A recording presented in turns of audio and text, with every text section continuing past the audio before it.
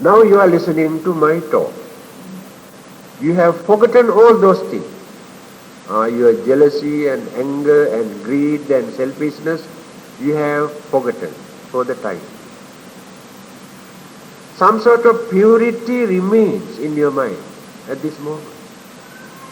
It's a very bit relaxation.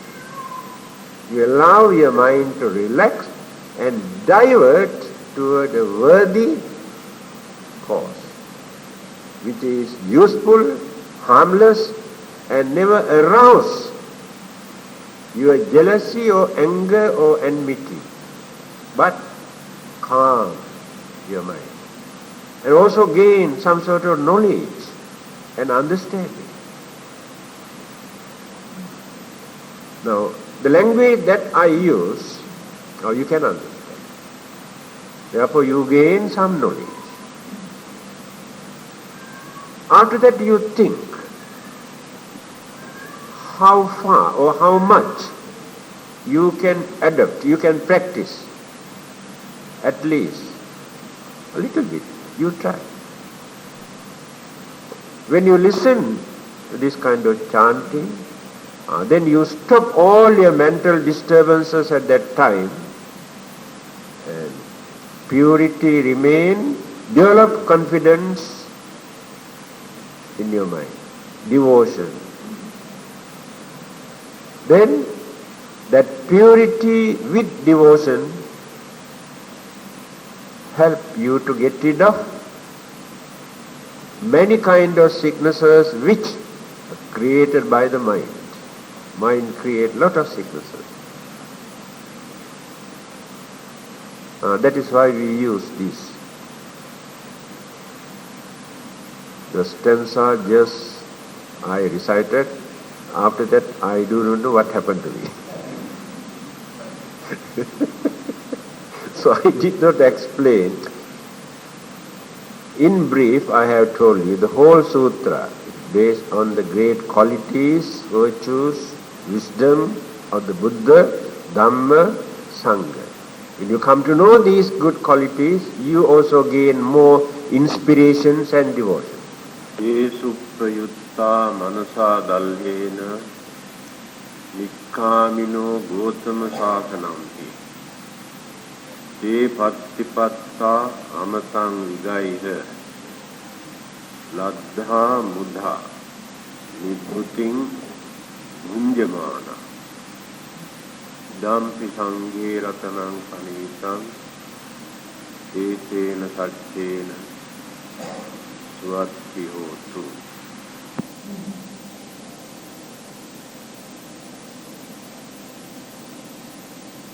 I have already told you the significance of this particular discourse of the Buddha, Ratana Sutta, for blessing purpose, for people to understand the qualities, the virtues of the Buddha, Dhamma and the Sangha. Without knowing the real value, it is difficult to develop our confidence or saddha. A religion we cannot maintain simply by applying our intellect or our intelligence.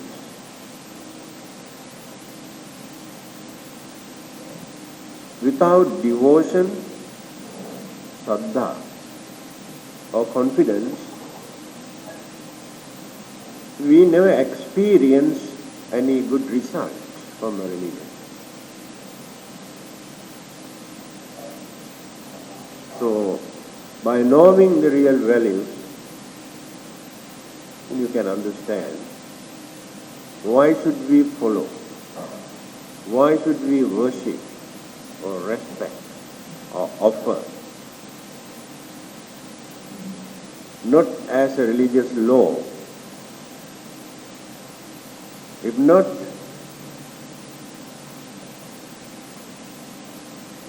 we never regard the Buddha and Dhamma, Sangha, these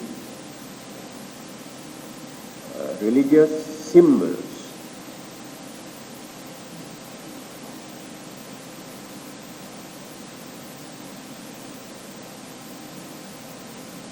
by comparing with others,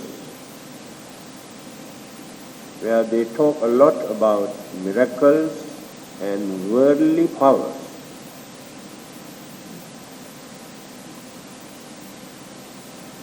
Naturally, people want something, some sort of worldly powers, and gain something for their satisfaction, worldly needs. But there are so many ways and means for you to gain worldly things. So the duty of a religion is to cultivate man's mind.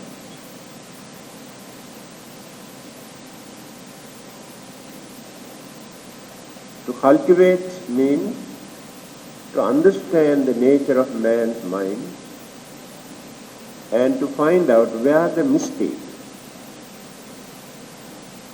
why man makes mistakes. You know very well. Science also cannot stop, cannot train man's mind. Psychology also cannot, modern psychology. But religion can train and change and develop that mind. When the mind is developed, cultivated or cultured, senses, the body, the life, then the whole family, the whole country, the whole world experience some sort of peace and satisfaction. Without doing that, whatever method we adopt to practice as religion, we never experience this good result. But unfortunately, religions also slowly becoming worldly subjects. People concentrate more on worldly life, material gain, personal benefit from religion. Now this is the nature of the man's mind. So what happens? Religion tries to change the man's mind, but man's mind changed the religious attitude for his own benefit.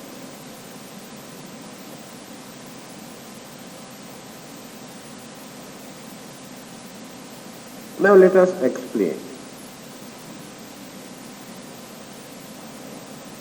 Jesuppa yutta manasa dalhena, with steadfast minds applying themselves thoroughly in the dispensations of Gautama. Dispensations of Gautama means in the Buddha Sasana, in the Buddha's teaching.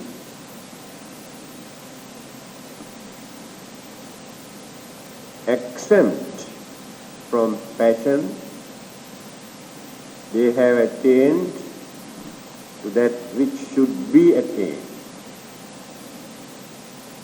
And how did they attain? By eradicating passions from their mind.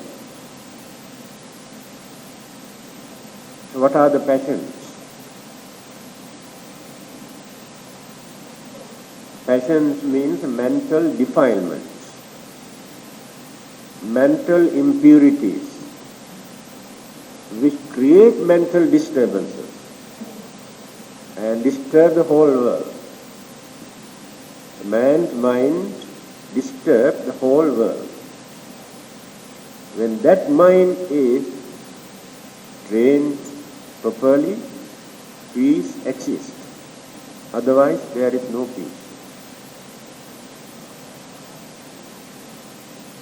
Through our own experience, we can understand.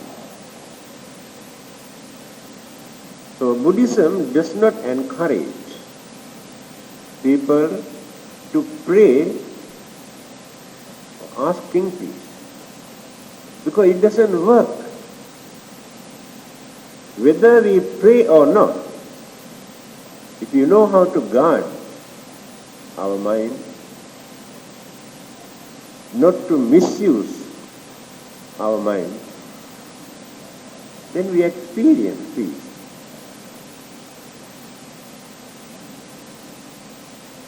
These are the qualities of holy Arahantas or the disciples of the Buddha. But when you compare these qualities with the Buddha, his characteristics, virtues and the qualities and knowledge and wisdom differ. Here the Buddha is talking about the purity of the mind, but not the wisdom and enlightenment. So you cannot find the same wisdom or the same understanding or same enlightenment in others or Arahantas or even Pacceka Buddhas or Bodhisattvas you cannot find. But there are many good qualities in them, especially perfection or purity. They have completed their journey, ended by knowing the real nature of existence.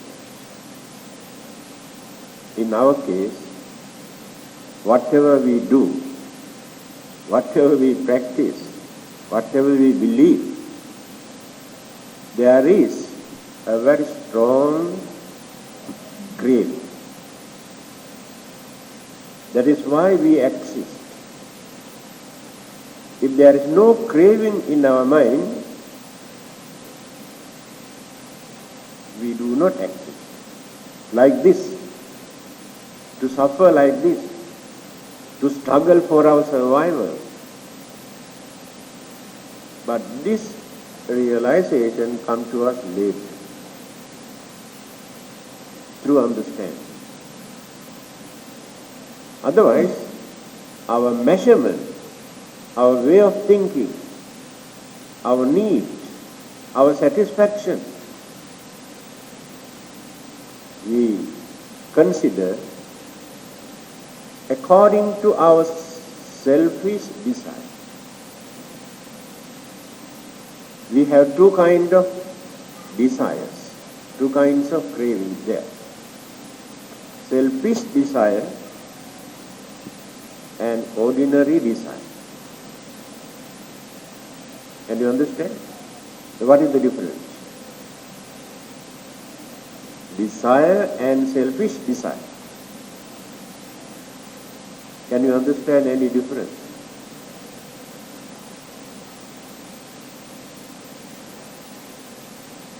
Cannot. The craving that you develop in your mind only for your own benefit, disregarding how others feel, is called selfish desire. We have that. But in ordinary desire, we crave for something, but not only for our benefit. But craving is there.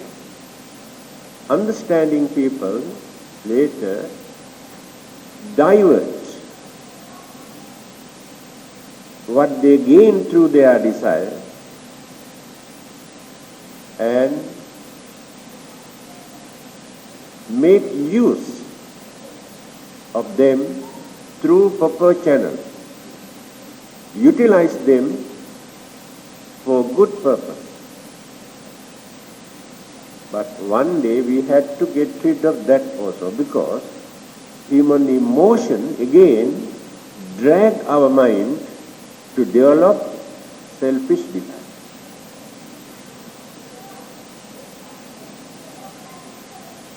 Then, and plunging into the deathless, they enjoy the peace obtained without price. So when the passions or defilements or craving or desire, all the impurities eradicated, when the minds are pure,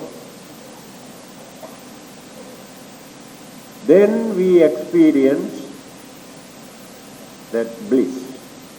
What is that? Now we have fear of death. In our life, throughout our life, we are struggling to escape, to avoid death. That means fear of death. Fear of death we harbor in our mind because of craving. Some people do not like to talk about it. They say they are scared. See how much craving, how much attachment they have developed in their mind. They behave like self-hypocrites, as if that they never die. They don't like to talk anything about death. It is very bad. This mentality is very funny. Where is understanding in their mind? So, fear of death is the biggest mental hindrance in our mind.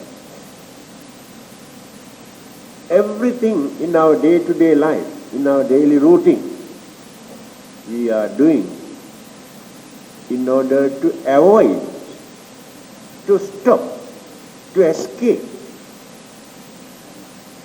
from our day. But in the end, we have to surrender.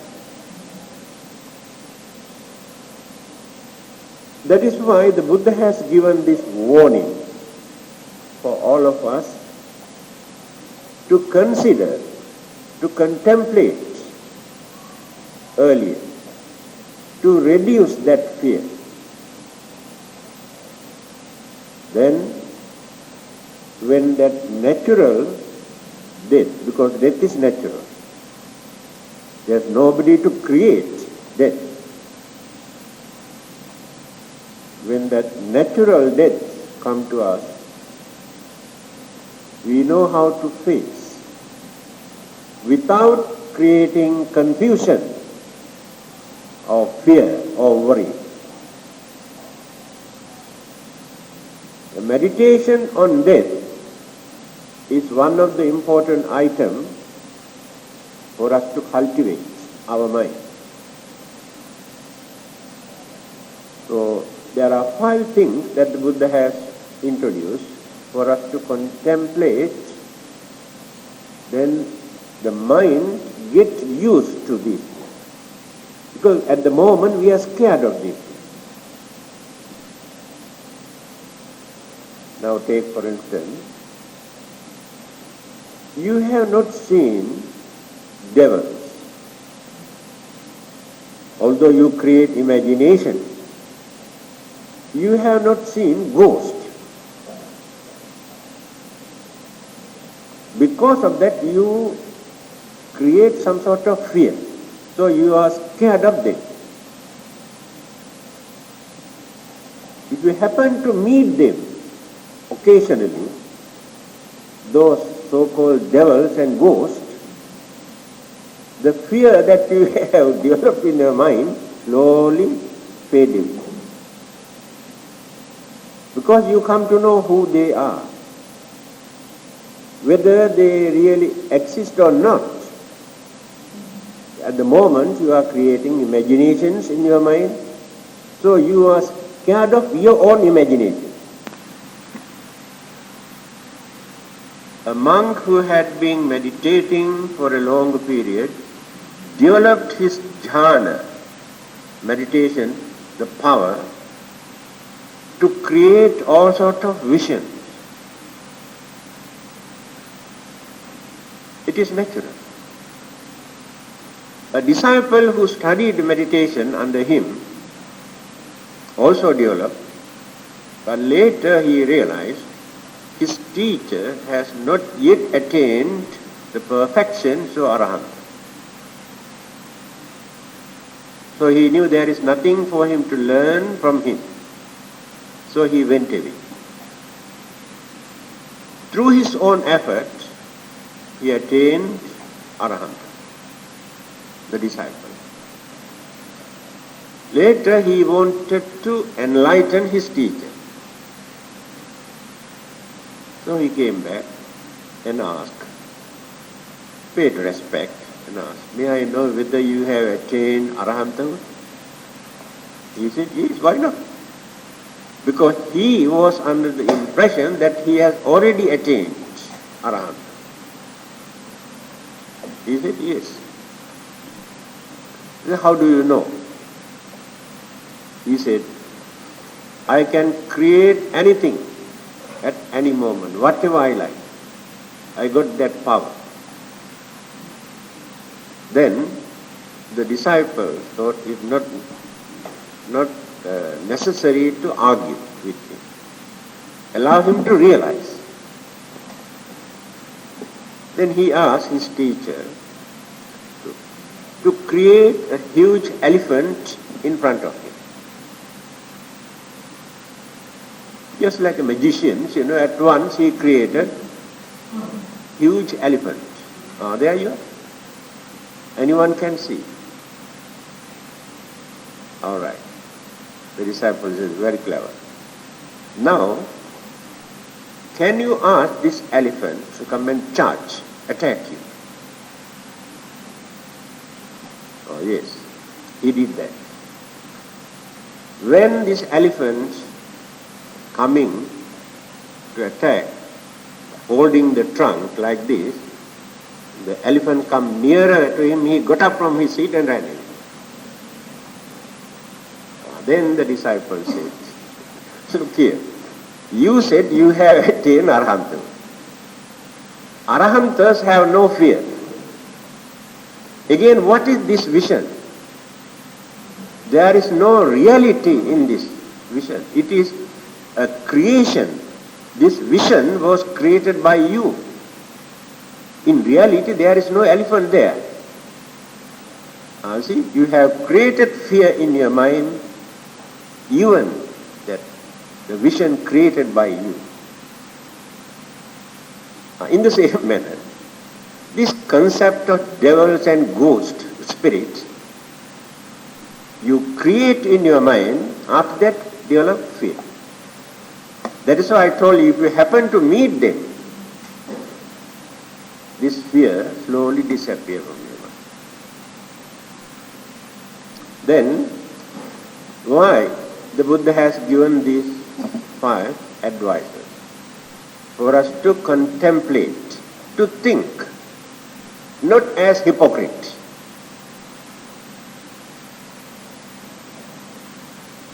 Jara dhammomi jarang anutitoti abhinhang paccavetkitabha. Vyadi dhammomi vyadhing anutitoti abhinhang paccavetkitabha. Marana dhammomi maranang anutitoti abhinhang paccavetkitabha. Kammasakomi kammadayado kammayoni kammabandhu kamma patikarano. Sabbehi me pehi manapehi nana bhavo vinabhavo. These are the 5.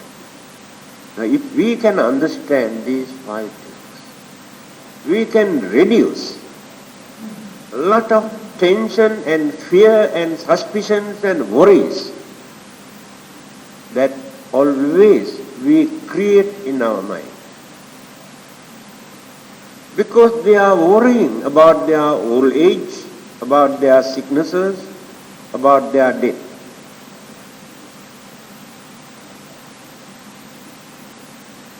That is not the end of it. They do not stop from there. Many others create some sort of fear by thinking about their next life also, rebirth. The craving is the main cause for that.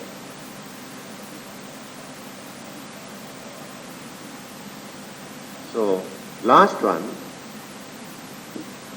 not the last one, fourth one. Why changes take place in our life? Why unexpected things happen to us? Why can't we get what we want? And why do we lose many things which we like? What is the cause? Not knowing the real reason why. Again we create imagination, suspicion, then develop enmity, pollute our own mind. Why certain misfortune, unfortunate incident suddenly happen to us?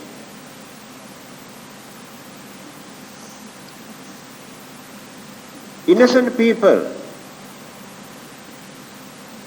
for nothing, get into trouble and lead a miserable life after that. What is the cause of it? People say, we have never harmed others. Then why do people disturb us? We are religious. We have been praying, worshipping, offering, reciting, practicing charity, giving dana, attending blessing services. And why do we have to face all these problems and trouble?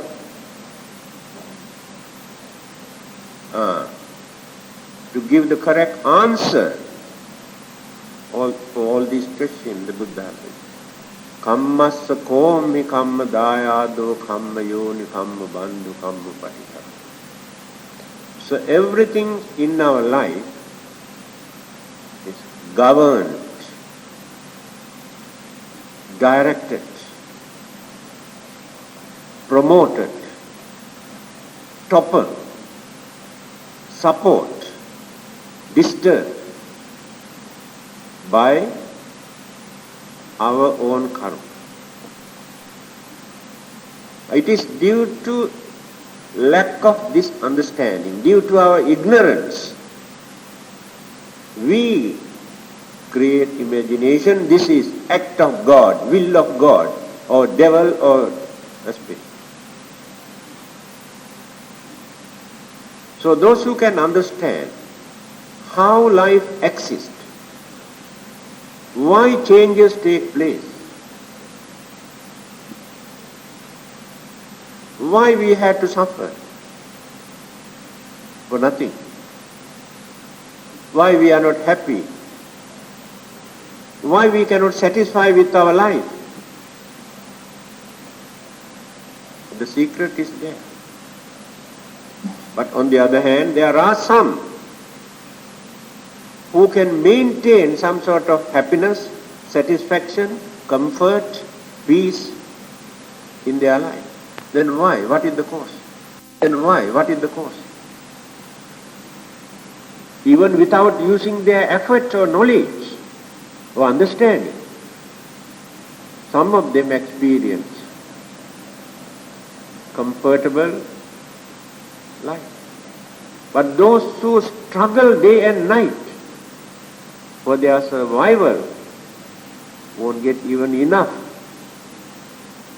food or clothing or shelter. So, karmic forces, various kinds of karmas. One particular group of karma that we accumulate supports our life.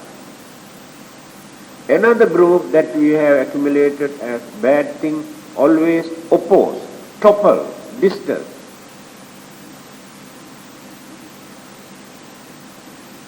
And another group of karmas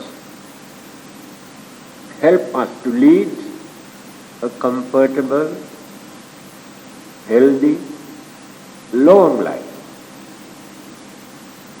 Another group of karma disturb our health, disturb our way of life, and shorten our life.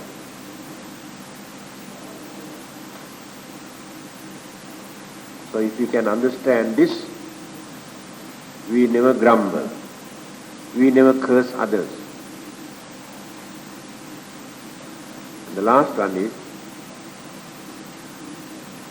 why we had to separate from our beloved one or things belonging.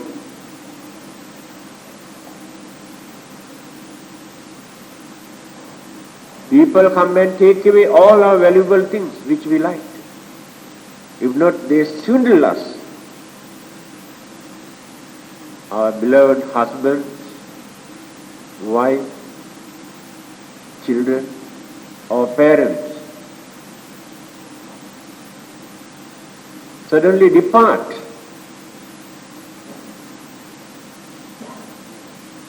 Why such unfortunate, miserable incident take place?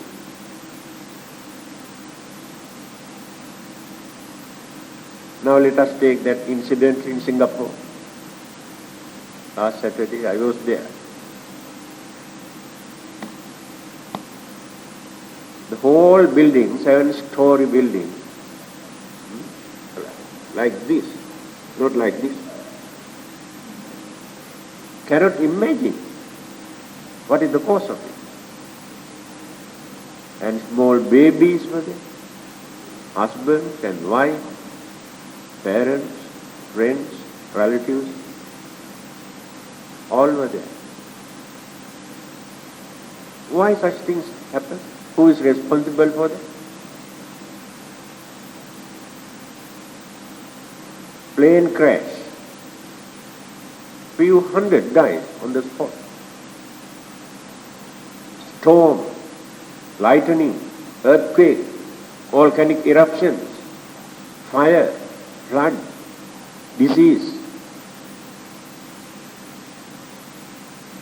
So this is the nature of the existence, clashes, conflicts among the elements and energies. When we analyze, we can understand. Since we cannot understand these things, we always refer to God or God. God is responsible. That is the only satisfactory answer to our question. God is responsible. But this answer doesn't solve our problems. It is only an answer.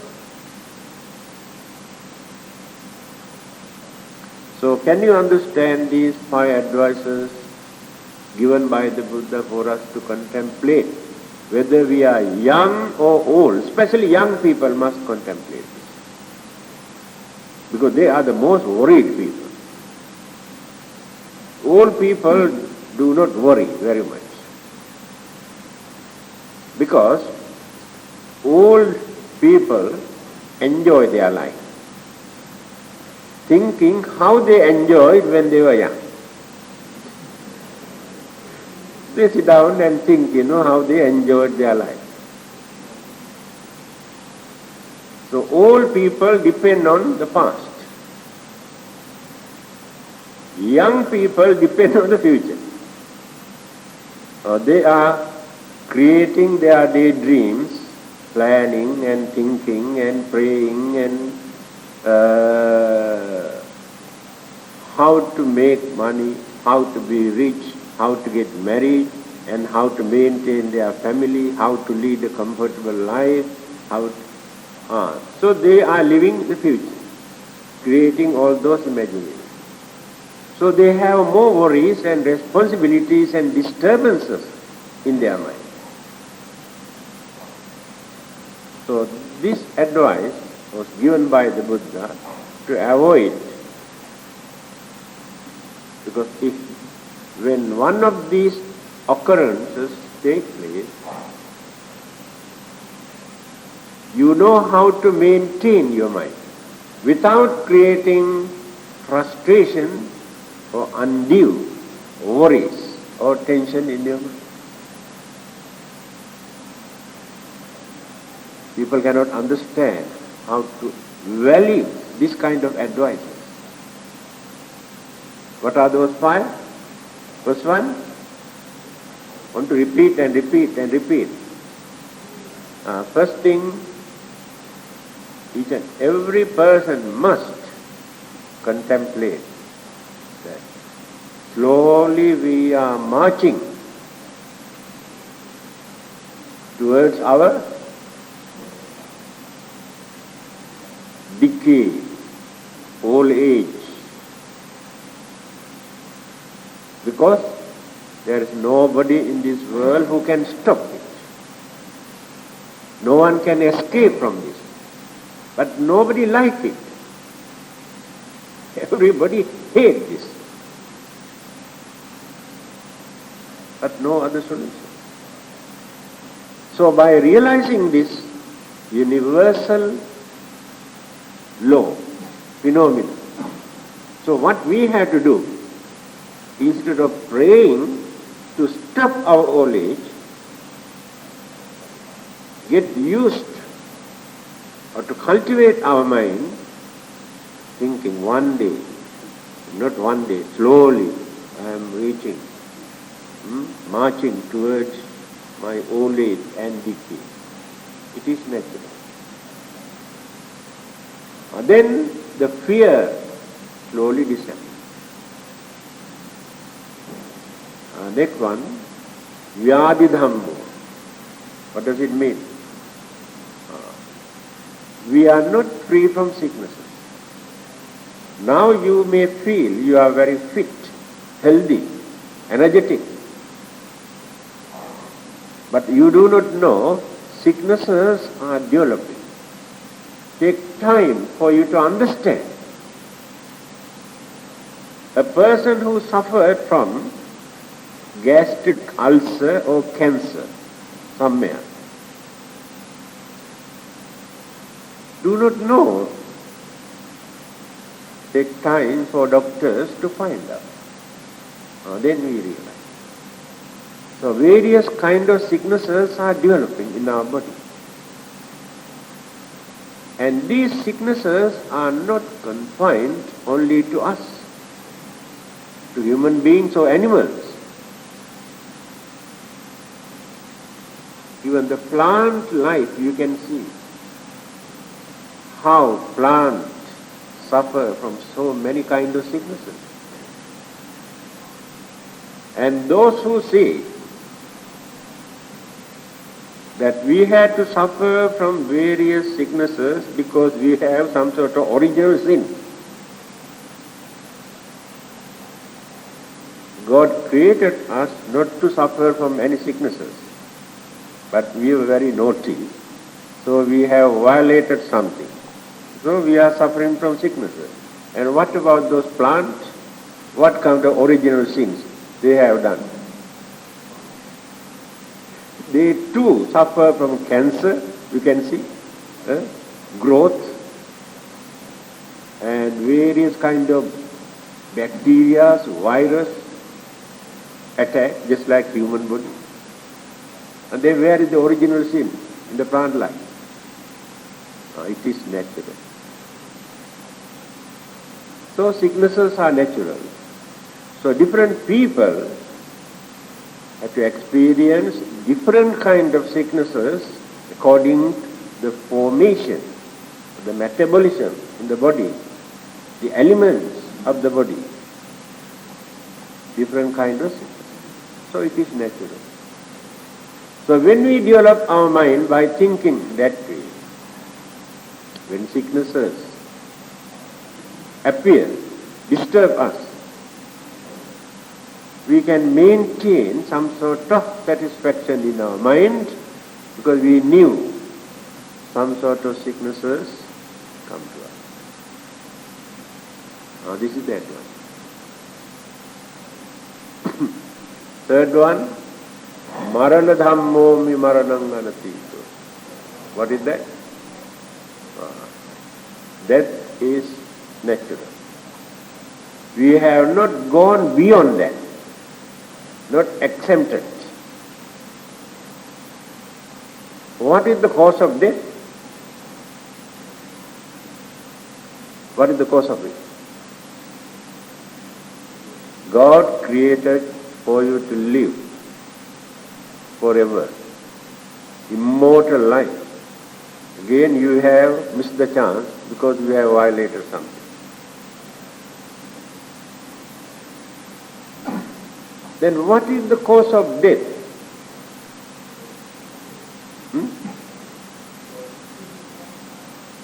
The cause of death is birth. There is no any other cause. But you need birth, but you don't like it. It doesn't work. If you like birth, then you must be prepared to face the death. If you don't like death, then you must know how to stop birth. But you are not ready for that. You crave for that. Now this is the problem. People cannot understand this fact.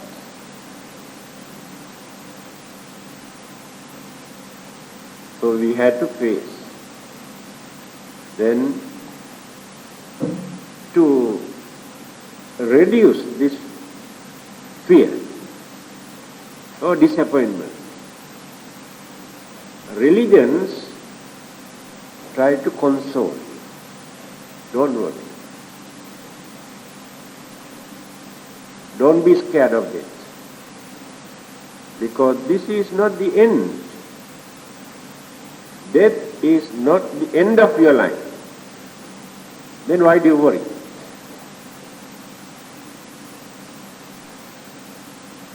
Death is actually changing the passport. When the date is expired, you change the passport and different photograph also. And what else? Then why do you worry about it? So if you can take in this way, that fear reduce. So there is hope. But some others say, yes, if you follow this religion, if you believe in this God, if you pray in this way, after your death, you get immortal life. See? Never die. You get back your life and that will become immortal, never die. Then you think how nice, wonderful.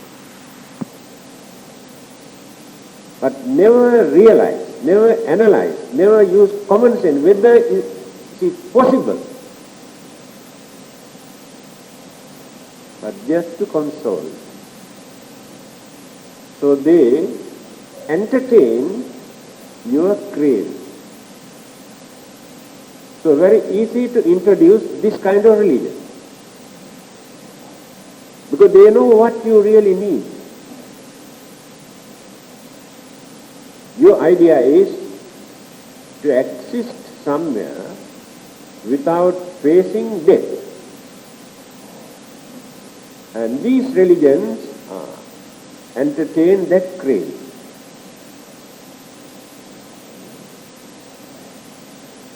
The Buddha never tried to entertain your craving. That is why some people cannot agree with the Buddha's teaching. The truth is not to satisfy you. Your duty is to understand the truth. The truth cannot console you. When you realize the truth, you feel very unhappy because it is not up to your satisfaction.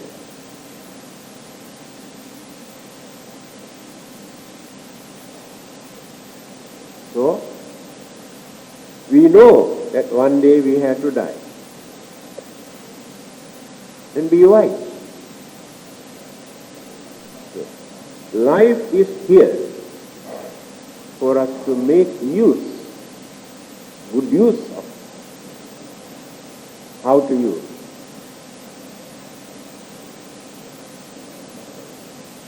Enjoy.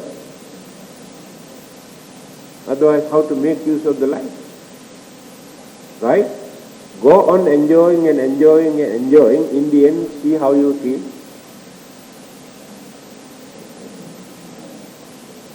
Later you create more unhappiness, frustration, disappointments and worries. Therefore, try to lead a normal life without indulging too much. Try to find out necessities, your needs for your survival, to carry on your way of life. What else do you need?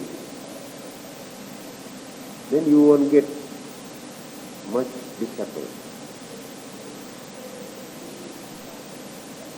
So the biggest problem, by developing our craving, we go on collecting, accumulating. So what will happen when we are going to die? We create more worries by thinking what we have collected.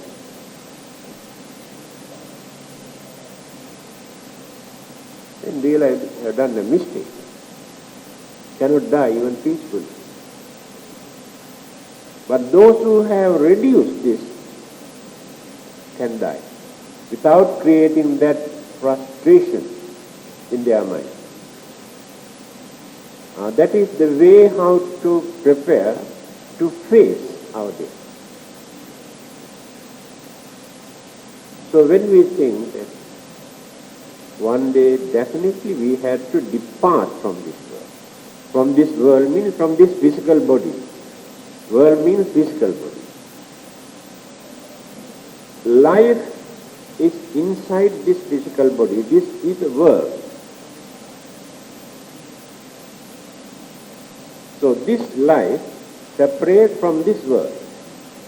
This world means this physical. It is an energy, invisible energy. No one can see light. There is nobody in this world who can see light, just like atomic energy.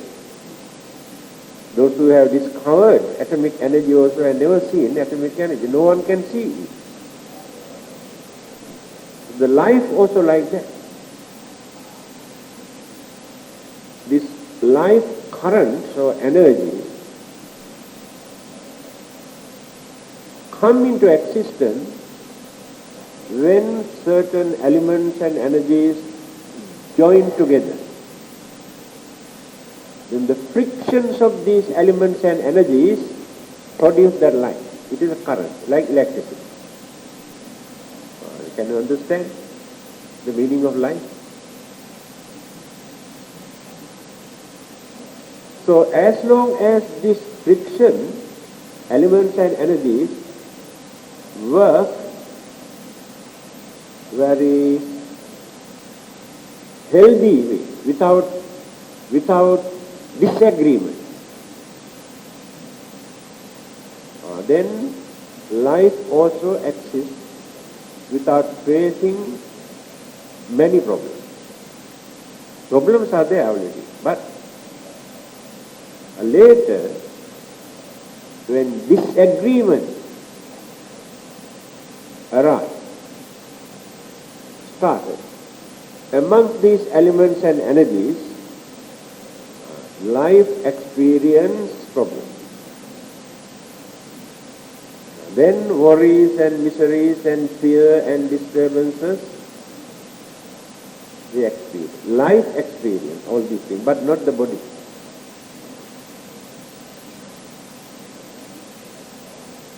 So this life current departs. Cannot exist anymore there. Because all these things are worn out due to their friction. Just like your old motor car. When engine is out of order, you cannot use anymore. Throw it. So this is a vehicle to carry this life. Body is to carry our life. Then depart. Then existence again takes place. But as Buddhists, there is no support on the Buddha's teaching that there is some sort of place in any part of the universe where this life current can exist forever without change. So-called immortal life is not acceptable according to the Buddha. So whatever imagination, hopes or craving you have, it is up to you. Buddhism cannot justify, cannot give reason how that permanent life exists. So existence means frictions of so many things. This is the nature of life. Now you realize the nature of death. If you can understand this, when you contemplate and think and think and think, then reduce your fear, worry about death. Let it come at any time. When it comes, I have to accept it. There is no other choice.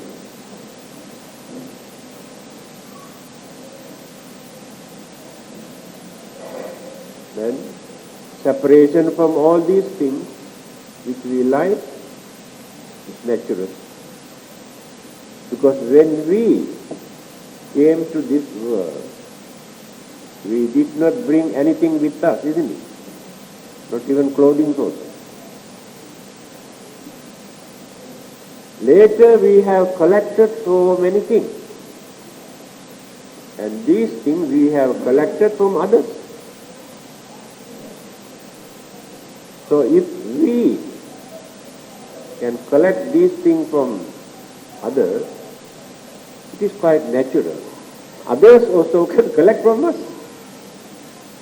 So we cannot claim forever that this is our property, no one can touch.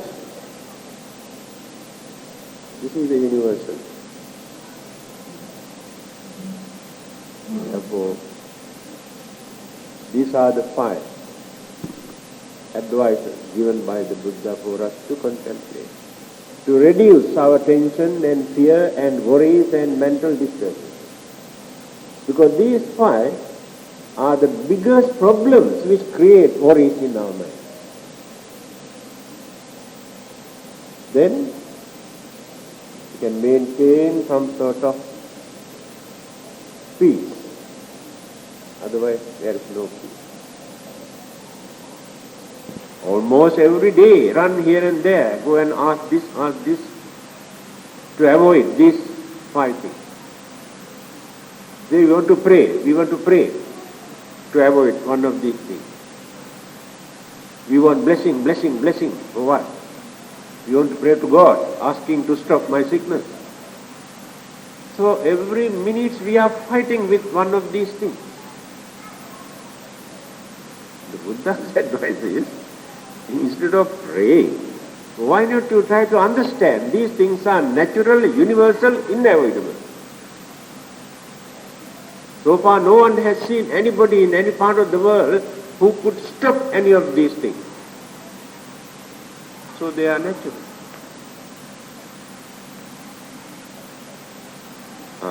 This word, deathlessness, carried me to give all these details. What is the meaning of deathlessness? People take for granted. Deathlessness means a life without death. But there is no such life without death. Here, deathlessness means to stop our death, not to face our death again. Then, how to do that? To stop your craving for your existence again. Then stop it. As long as you maintain that craving in your mind, you want to exist again. You cannot escape from death. That is what the Buddhas, Arahantas and all the others have done. They have ended their journey after reaching the maximum, the climax, the peak of their life, by realizing. But no one can stop this by force. God also cannot, the Buddha also cannot, we also cannot stop by force. Only through this understanding, by cultivating our mind. Here, you see, all these qualities you can find in those Arahantas who have attained, who have gained the highest achievements in their life. Then, verily, in the Sangha is the precious jewel, the valuable jewel to us. Of course, this is a layman's language. The word jewel we use in layman's language for us to value.